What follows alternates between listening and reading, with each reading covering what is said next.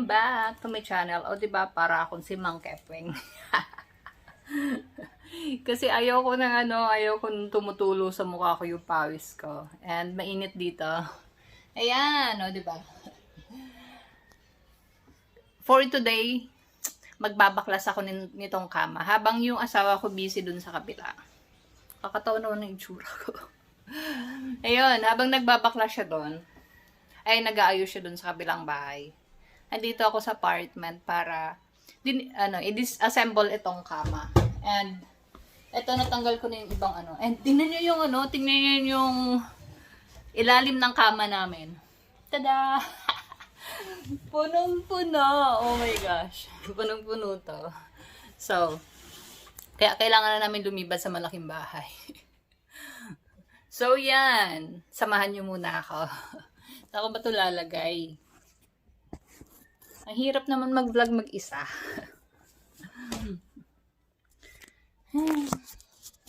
Yon. Diyan na muna siya. Tingnan natin kung makakapag-vlog ako.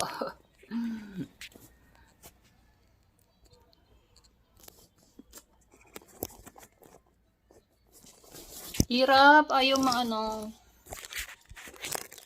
Wala akong holder. So, meron akong tools.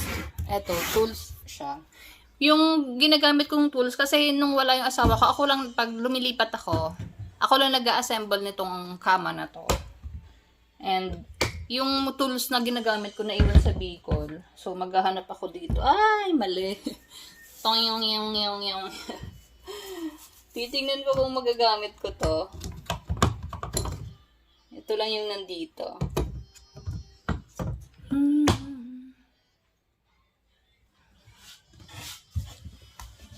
So, tingnan natin.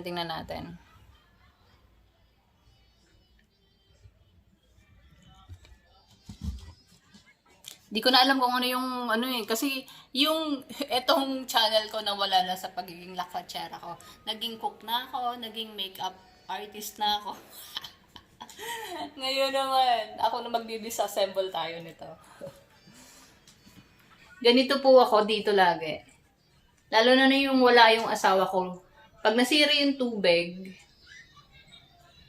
pag nasira yung doorknob, ako gumagawa. So, pag may mga sira-sira kayo dyang doorknob, sira kayong tubig, tubo na, gripo ng tubig, tawagan nyo lang ako.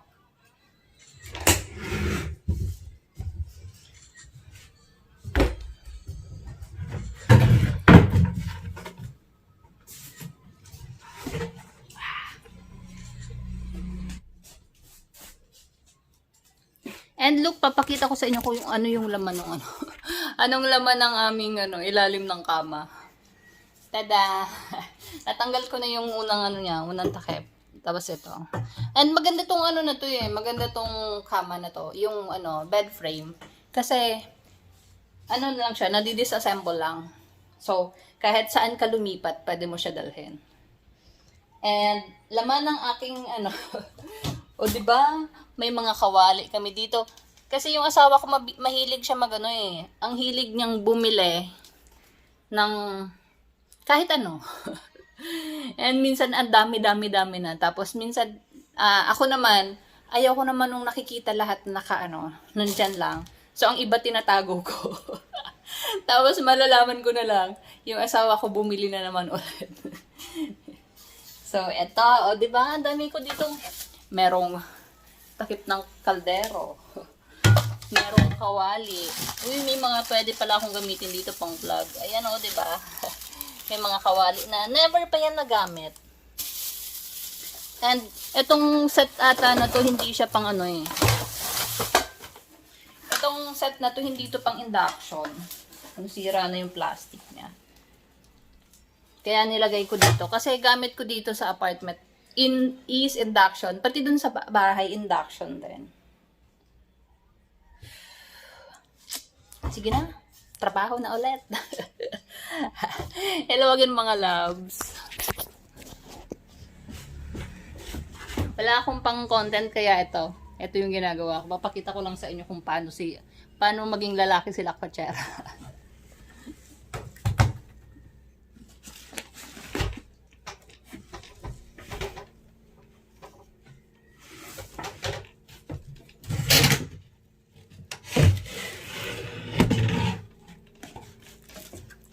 Actually, lalaki talaga ako.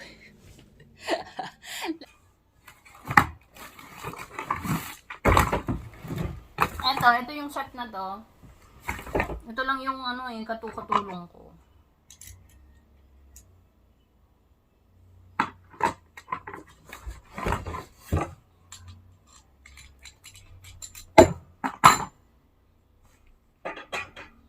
Masyado siyang malagay.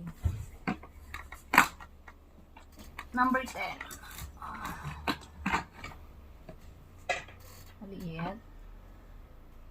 Maliit. 9/16. Oops. Medyo konting malaki. Oh my God. Ayun! Nakuha ko na siya. 1/2. So, let's go!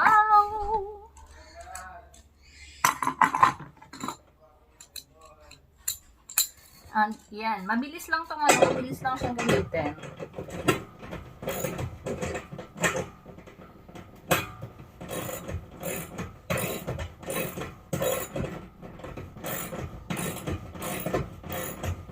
And sa gusto magpa-assemble at magpa-disassemble ng kanilang kama. Murang-mura lang.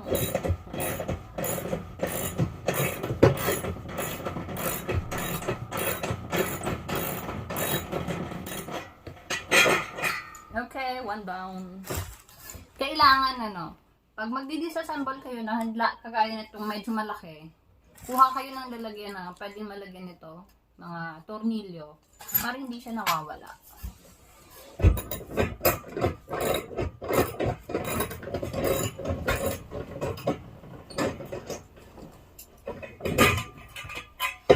One down!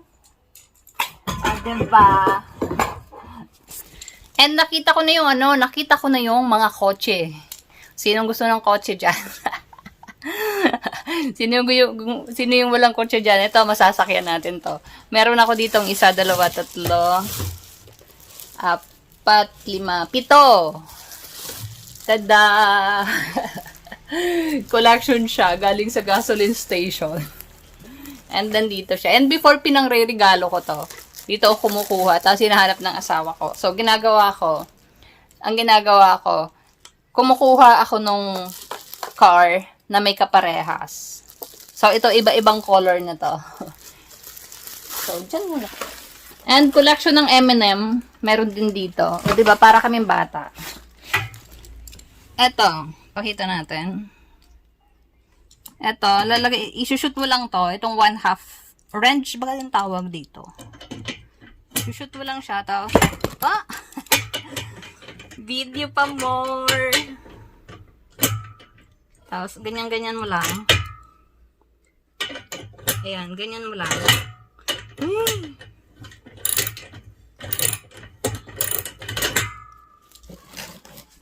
Ang hirap mag-video habang gumagawa ng ganito. Ay, sino mag-video sa akin?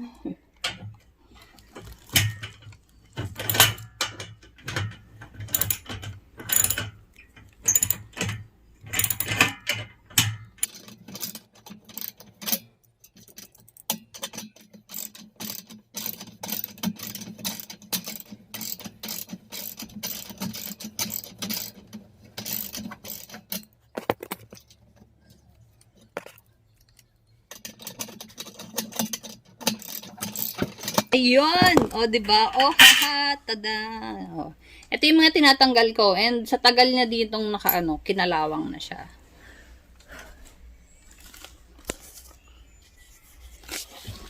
So, dahil dyan na muna ulit kayo.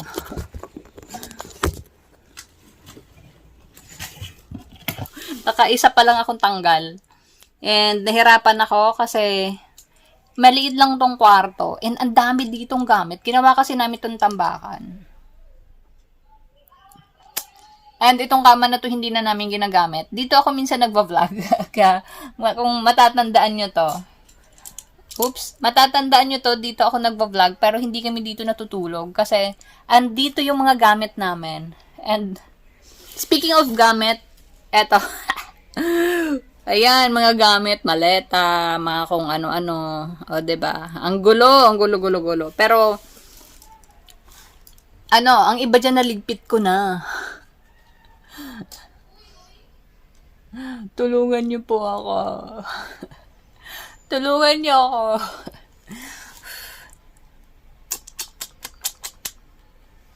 Okay, next. And mamaya gusto ko ako yung mag-assemble nito doon sa kabila. Kasi mas maluwang yung ano doon, mas maluwang yung place doon. And nandun yung stand ko.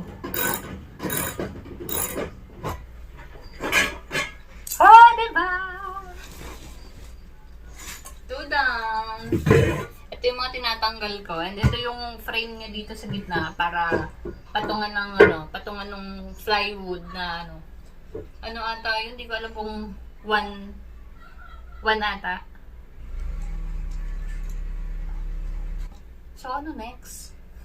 Kikita niyo yung mga kalat namin dito.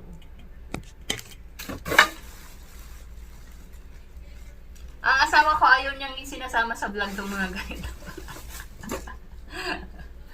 Bakit ko daw sinasama? Pati yung pag-makeup ko ayaw niyang sabi niya, bakit ganyan? Magluto-luto ka na lang.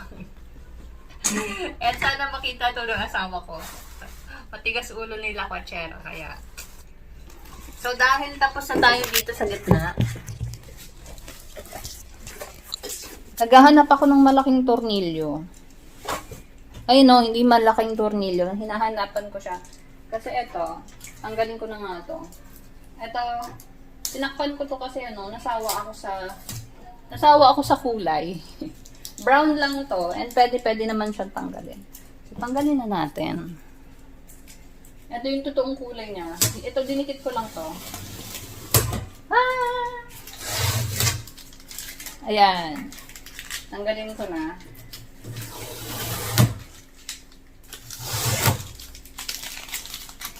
Kasi natatakpan niya yung mga yung tornilyo. Ganito, ang lalaki ng tornilyo niya. Ayan. Kita nyo ba? Ganyan kalalaki yung tornilyo niya. So, kaya kapit na kapit. Maganda tong na to eh. Etong frame na to almost, ilang taon na ba to sa akin? Na ata to eh, 15 years. O, diba? Antibay na. So, sana mag-live dun sa kabila, sa bahay.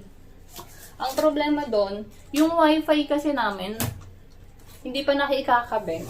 Tapos, yung signal ng Globe, ang bagal. Globe yung gamit ko dyan. Yung sa isang phone, dito. So, hindi ko mailipat yung dito, SIM ko dito sa sa pinaka-main ko.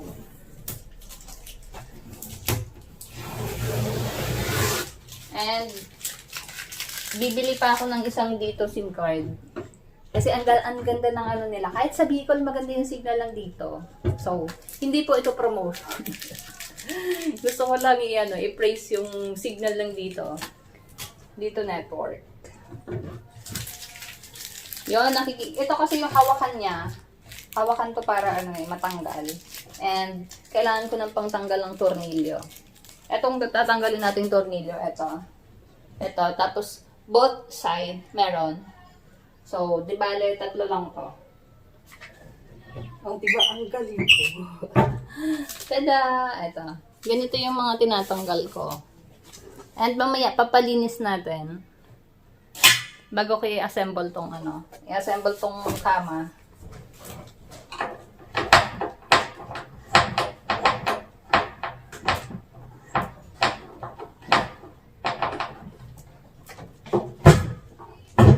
Mahirap tong isa. Dikit na dikit. Sana yung mga jowa dyan. Ganito siya kadikit. Ang hirap tanggalin. Ang hirap ihiwalay.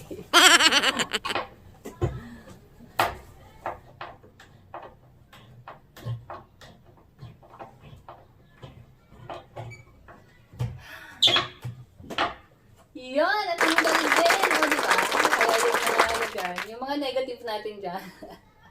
Mahirap man tanggalin, pero natatanggal pa rin. Paghirapan lang natin tanggalin. ito. Tada! Oh, di ba? Natanggal ko na siya. Oh my God! Wow!